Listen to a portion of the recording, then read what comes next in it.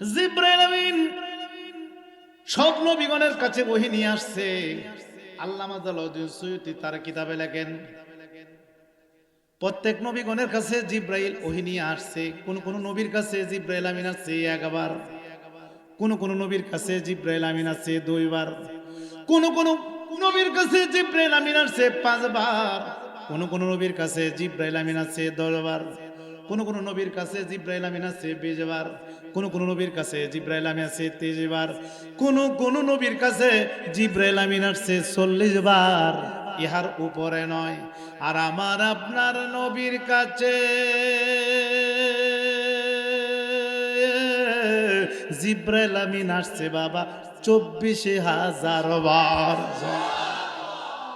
তাহলে সব নবীগণের চেয়ে আমার নবীর মর্যাদা কম না বেশি? আল্লামা জালালউদ্দিন সুয়ুতী আরো লেখেন, ও পৃথিবীর মানুষের দেখো দেখো নবীজির কত চান, আমার নবীজির কত বড় দাম, কত বড় মর্যাদা আল্লাহ বাড়াইছে। সব নবীগণকে আল্লাহ মর্যাদা দিয়েছেন, অলৌকিক ক্ষমতা দিয়েছেন। সুলাইমান নবীর আল্লাহ দিয়েছে 3টা মুজিজা, ঈসা নবীকে দিল আমার আল্লাহ 5টি মুজিজা, আর মুসা নবীকে দিল আমার আল্লাহ 9টি মুজিজা, আর আমার আপনার নবীকে দিছে আমার আল্লাহ 3000 মুজিজা। তাহলে সব নবীগণ হচ্ছে আমার নবীর দাম কম না বেশি? শুধু তা নয়, আল্লামা সুয়ুতী আরো লেখেন তার কিতাবে, সব নবীগণ আল্লাহর বাড়িতে যেতে চায়, মেরাজ করতে চায়, আল্লাহকে দেখতে চায়। আল্লাহ কোন নবীকে মেরাজ করায় না, আল্লাহর বাড়িতে নেয় না, আল্লাহ দেখা দেয় না। আর আমার আপনার নবী আল্লাহকে দেখতে চায় না, মেরাজে যেতে চায় না। এরপর আমার আল্লাহ জিব্রাইলের মাধ্যমে দাওয়াত কইরা নিয়া জামায়ের মতো সাজাইয়া আল্লাহর আরশে মুআল্লায় নিয়া আমার আপনার নবীর সঙ্গে আমার আল্লাহ 27 বছর মেরাজ করেছে। এভাবে যদি বলতে যায় রাতের রাত শেষ হবে, তবে নবীজির সম্মান লেখা শেষ হবে না। আল্লামা ইসমাইল হকী রহমাতুল্লাহ আলাইহি বুরুজি তাফসীর রুহুল বায়ানে লিখেছেন, এই পৃথিবীর জমিনে যত নদী সাগর আছে, সমস্ত নদী সাগরের পানি যদি বাবা কালি হয়, আর এই পৃথিবীর জমিনে যত মানুষ আছে সকল মানুষ যদি লেখক হয়ে যায়, আর এই পৃথিবীর জমিনে যত গাছপালা আছে সমস্ত গাছপালা কেটে যদি কলম বানানো হয়, কলম শেষ হবে, কালি শেষ হবে, লেখক শেষ হবে, তবু আমার নবীজির সম্মান লেখা শেষ হবে না। তাহলে এমন নবীর উম্মত হতে পারাই সবাই আমরা খুশি না বেজার?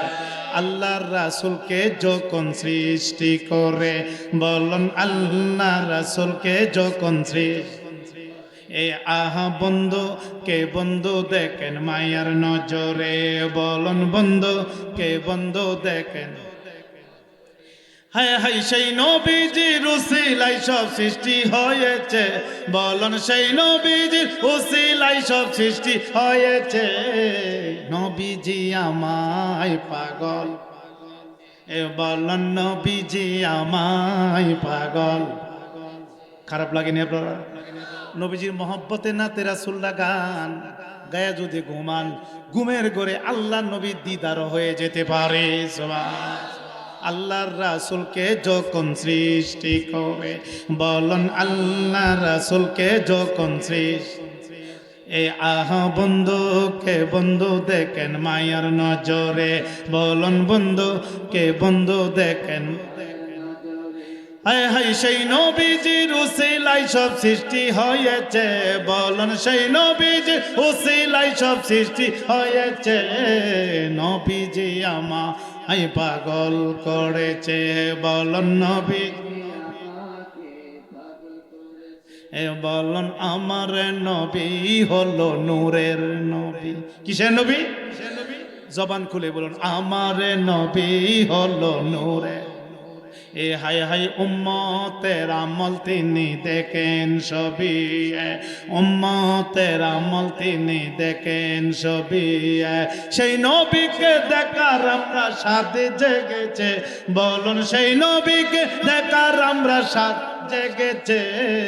নবীজি আমায় পাগল, এ বলুন নবীজি আমায় পাগল। চিৎকার দিয়ে বলুন মারহাবা। ও দরবেশ বাবার ভক্ত মুরিদানরা, আমি জানতে চাই, একটা আওয়াজ দিয়ে বলুন বাবা, এখানে আমরা যারা বসেছি আমরা সবার ছায়া আছে কি নাই? আচ্ছা বলে তানবী হুজুর লেখেন নবী ছায়া নাই। পৃথিবীর সব মানুষের ছায়া আছে কিন্তু নবীজির ছায়া নাই। এতে প্রমাণিত হয় আমার নবীর মতো পৃথিবীতে কেহ নাই। কি বলেন ঠিক না বেঠে? ইনি আরো লেখেন পৃথিবীর সব মানুষের গুনাহ আছে। আমি জানতে চাই এখানে আমরা যারা বসছি আমরা সবার গুনাহ আছে কি নাই? গুনাহ নাই এমন কোন মানুষ আসেনি।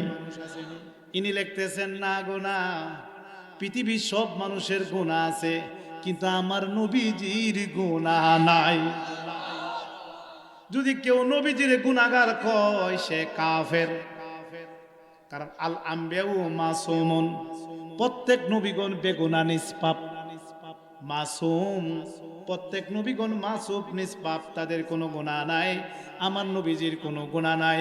আমার আপনার নবী 63 বছর জিন্দেগিতে একটা মিথ্যা কথা বলে নাই। কি বলেন ঠিক না বেঠে? উনি লিখতেছেন সব মানুষের গুনাহ আছে, নবীজির গুনাহ নাই। তাহলে বোঝা গেল আমার নবীর মতো পৃথিবীতে কেহ। 3 নাম্বার উনি বলতেছেন সব মুসলমান মারা গেলে জানাজার নামাজ হয় কিন্তু আমার নবীজির জানাজার নামাজ নাই। সুবহানাল্লাহ। কি বলেন? আমার নবী জানাজার নামাজ হইছেনি। উনি লিখতেছেন এই কিতাবের মধ্যে গভীর খেয়াল বাবা, যে আপ সাল্লাল্লাহু আলাইহি সাল্লাম কে নামাজে জানাজা, উর্দু কিতাব আসসাফ আলী তানবী লিখতেছেন উর্দু কিতাবের মধ্যে যে আমার নবী জানাজার নামাজ কিভাবে হইছে। উনি লিখতেছেন উস নামাজ মে কুই ইমাম ইমাম নেহি বানা। আমার নবীজি জানাজার নামাজে কোনো ইমাম ছিল না।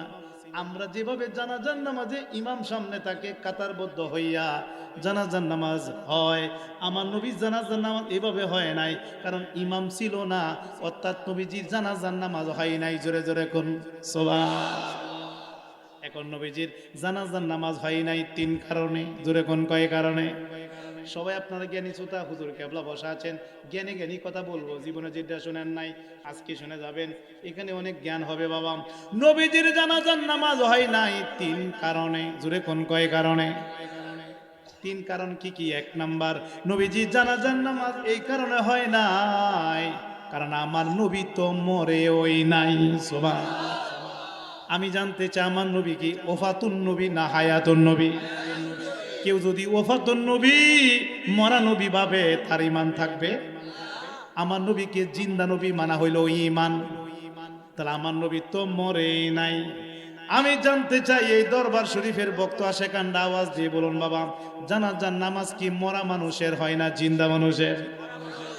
তা আমার নবী তো মরেই নাই, জানাজার নামাজ তো মৃত ব্যক্তি হয়। আমার নবী জিন্দা জিন্দা, এই জন্য জিন্দা লোকের জানাজা হয় না। জোরে কোন? 1 নাম্বার কারণ।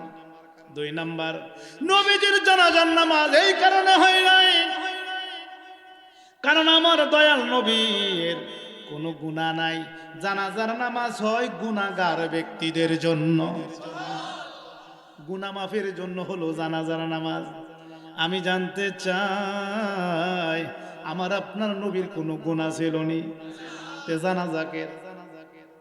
3 নাম্বার, নবীজি জানাজার নামাজ এই কারণে হয় নাই কারণ নবীজির সামনে ইমামতি করবে কে? আমার নবী তো হলো ইমামুল মুরসালিন, আমার নবী হলো সকল নবীদের ইমাম।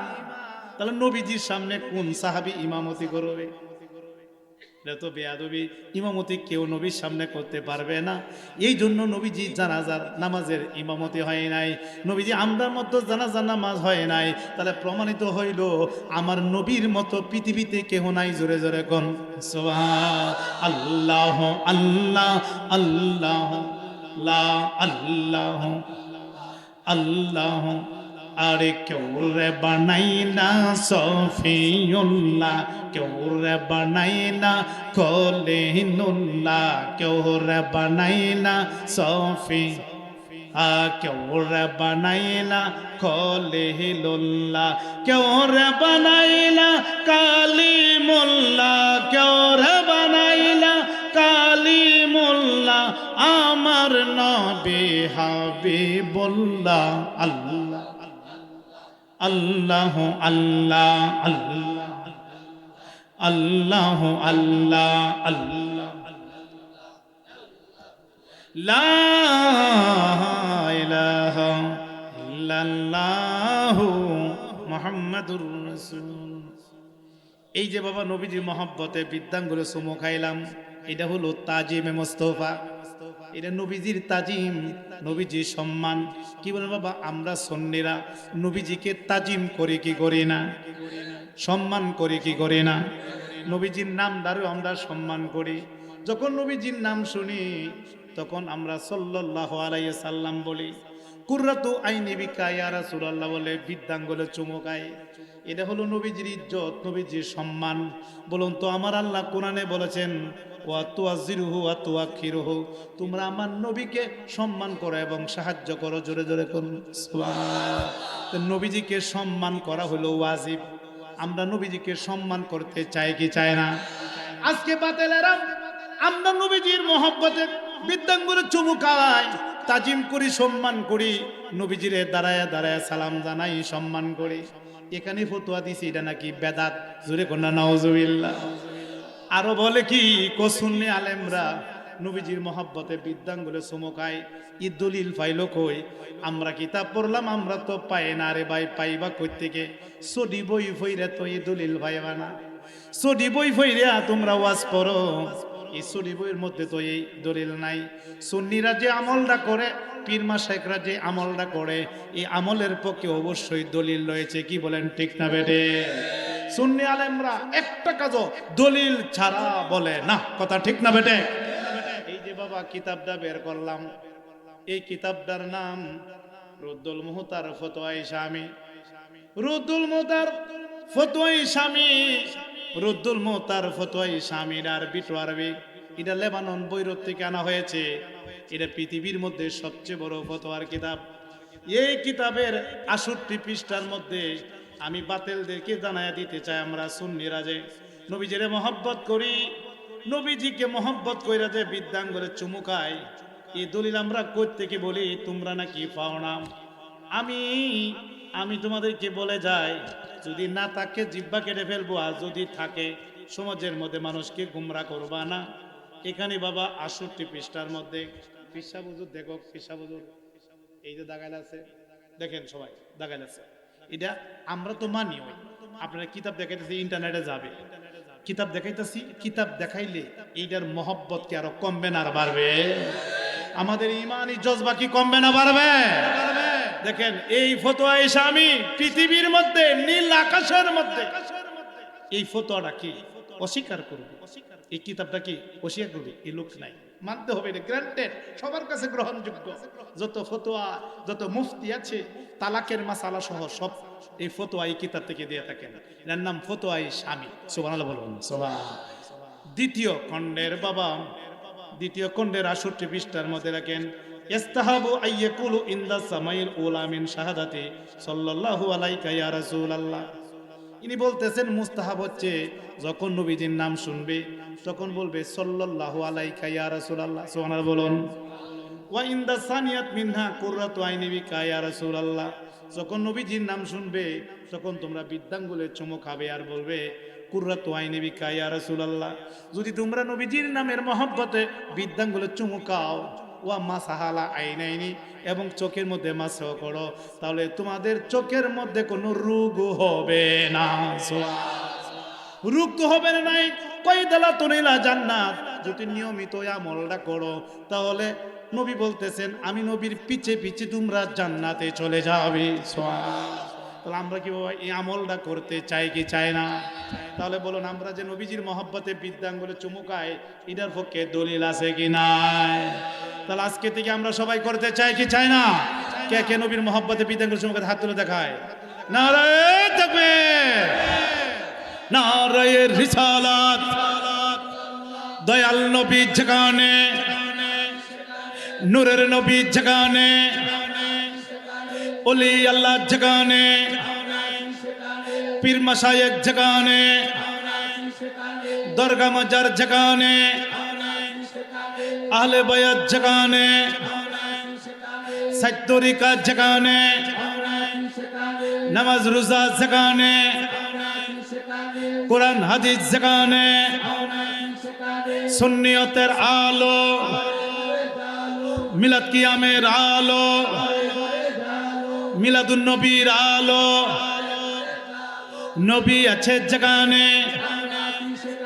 নবী নাই যেখানে, মিলাদ কিয়াম নাই যেখানে, সবাইকে মারহাবা। চেহারার মধ্যে একটা হাসি হাসি ভাব, খুশি খুশি ভাব সবাইকে দেখা যাচ্ছে। এটার কারণ হইল বাবা, আপনাদের প্রত্যেকের চেহারার মধ্যে আমার দয়াল নবীর নূর রয়েছে। আমরা নবীকে নূর মানে কি মানি না? এই তো নবীর নূর আপনাদের চেহারার মধ্যে। সুবহানাল্লাহ বলতে না বাবা? আজকে দুঃখ লাগে, আফসোস লাগে, যেটা করলে নবীর মহব্বত বৃদ্ধি পায়, এখানে বাতেলটা ফতোয়াদা রাখছে বেদাত। নাউজুবিল্লাহ বলতেন না? মিলাদ কিয়াম করলে নবীর মহব্বত কমে না বাড়ে, এখানে ফতোয়া দিছে বেদাত। নবীজির মহব্বতে বৃদ্ধাঙ্গুলো সুমো কাইলে নবী কো আমি নবীর ফিসি ফিসে জান্নাতে যাইবে। এই বৃদ্ধাঙ্গুলো সুমো, এটা ও আমল আবু বকর বেলাল, আবু বকর এবং বেলাল ওই আমলটা করতো, অথচ আদম নবীও আমলটা করতো, অথচ এটার মধ্যে বেদাত ফতোয়া রাখছে। নাউজুবিল্লাহ বলতেন না? ওলি আল্লাহ সহবত নিয়ে মানুষ আধ্যাত্মিক ভাবে উন্নতি লাভ করে, এখানে ফতোয়া দিছে বেদাত। আহলে বায়াত পাক পাঞ্জাতন, ও নাজাতের তরি, মুক্তির তরি, বা ফাঁক পাঞ্জাতন বলতে কিছু না, এটা বেদাত। নাউজুবিল্লাহ বলতেন না? এইভাবে যত কিছুই হয় সব বেদাত। তাহলে যেটা করলে মানুষ ইবাদত হয়, যেটা করলে আধ্যাত্মিক ভাবে উন্নতি লাভ করে, এখানে বাতেলটা ফতোয়া রাখছে। আমরা কি নবী ওলির পক্ষে কাজ করতে চাই কি চাই না? বাতেলদের ফতোয়া আমরা দাঁড়ি না। কথা ঠিক না বেঠে? আমরা যে কাজগুলা করি প্রত্যেকটা কাজের পক্ষে কি দলিল আছে কি না? বাবারা, বন্ধুরা, এখানে যারা বসছেন বাবা, একটু আওয়াজ দিয়ে বলুন, আমরা কি নবীজির পাশাপাশি ওলি আল্লাহ গণের পক্ষে আছে কি নাই? আমরা মাজার জিয়ারতের পক্ষে আছে কি নাই? কেন মাজার জিয়ারত করব না বাবা? মাজার জিয়ারত করা সুন্নতে রাসূল। মাজার জিয়ারত আমার নবী নিজেই করেছেন। নবী যদি মাজার জিয়ারত করে, আমরা করতে পারে কি পারে না? বলতে পারেন হুজুর, নবী যে মাজার জিয়ারত করছে দলিল আসেনি? হ্যাঁ, রেজবিরা দলিল ছাড়া কথা বলে না, সুন্নি আলেমরা নবী ছাড়া কথা বলে না। আজকে আমি দলিলটা আপনাদের সামনে তুলে ধরতে চাই। 150 পৃষ্ঠার মধ্যে বাবা এই দলিলটা আছে। এ দেখেন, ফতোয়ায়ে শামি, আরবি টু আরবি পৃথিবীর মধ্যে সবচেয়ে বড় ফতোয়ার কিতাব। ফতোয়ার কিতাব থেকে ফতোয়া আরোপ করছি। 150 পৃষ্ঠা ফতোয়ায়ে শামি জিল্লে সালিস, মানে তৃতীয় খণ্ড। তৃতীয় খণ্ডের মধ্যে একটা মতলবে আছে, মতলব ফি জিয়ারাতুল কবর, মানে জিয়ারাতুল কবর, কবর জিয়ারতের অধ্যায়। এখানে হাদিসটা তুলে ধরেছেন, আন্নান নাবিয়া সাল্লাল্লাহু আলাইহি সাল্লাম ইয়াতিল কুবুরা শুহাদা ইবি উহুদি আলার রাসি কুল্লা হাউলি ফায়াকুলু আসসালামু আলাইকুম, চিৎকার দিয়ে সুবহানাল্লাহ। আমার নবী কয়, আমি প্রতি বছর উহুদের ময়দানে যারা শহীদ হইছে গো, এই শহীদদের মাজার আমি নবী প্রতি বছর জিয়ারত করি। শুধু জিয়ারতই করে না, এই শহীদ গোলের মাজারে গিয়ে আমার নবী আসসালামু আলাইকুম বলে সালামও জানাই। নবীজি মাজারে সালাম দিছে, আমরা কিভাবে মাজারে গিয়া সালাম দেই কি দেই না? আসসালামু আলাইকুম ইয়া ওলি আল্লাহ, আমরা মাজারে সালাম দিই, কারণ নবী মাজারও সালাম দিছে। সুবহানাল্লাহ বলতে না বাবা? তাহলে এই ফতোয়ার কিতাব থেকে কি প্রমাণিত হইল মাজার জিয়ারত না জায়েজ না জায়েজ? শুধু জায়েজ হই নয়, মাজার জিয়ারত করা সুন্নতে রাসূল। তাহলে আমরা মাজার জিয়ারত করতে চাই কি চাই না? বাবা গো, আমরা কেন মাজারে যাই? বাতিলরা তো মাজার শব্দের অর্থই জানে না। মাজার কথাটা ফার্সি ভাষা, কবর শব্দের অর্থ গর্ত বা সমাধি, মাজার শব্দের অর্থ হলো জিয়ারতের স্থান, আর রওজা শব্দের অর্থ হলো জান্নাতের বাগান। তাহলে মাজার শব্দের অর্থ হলো জিয়ারতের স্থান। তাহলে মাজার কি বাবা পূজা করা স্থান না জিয়ারতের স্থান? আমরা মাজার জিয়ারত করি আর বাতিলেরা ফতোয়া দেয় আমরা নাকি মাজার পূজা করি। নাউজুবিল্লাহ বলতে না, কি বলেন? আমরা কি মাজার পূজা করি না জিয়ারত করি? মাজার জিয়ারত করা সুন্নতে রাসূল। মাজার জিয়ারত না জায়েজ না জায়েজ? আমরা সুন্নিরা মাজারে গিয়ে কি করি? ও বাতিলের দল, তোমরা শুনিয়া রাখো, আমরা সুন্নিরা মাজারে গিয়ে কি করি? মাজারে গিয়ে প্রথম আমরা মাজার আল্লাহর ওলিকে আমরা সালাম জানাই, এরপরে মাজারে গিয়ে আমরা কোরআন তেলাওয়াত করি, এরপরে মাজারে গিয়ে দরুদ শরীফ পড়ি, এরপরে মাজারে গিয়ে আমরা জিকির করি, এরপরে মাজারে গিয়ে মিলাদ শরীফ পড়ি, এরপরে মাজারে গিয়ে নফল নামাজ পড়ি, এরপরে মাজারে দাঁড়াই আমরা আল্লাহ পাকের কাছে প্রার্থনা করি। কি বলেন, ঠিক না বেটে? এখন আওয়াজ দিয়ে বলুন, মাজারে গিয়ে যে কাজগুলা করি এই কাজগুলা কি নাজায়েজ না জায়েজ? খারাপ কাজ না ভালো কাজ?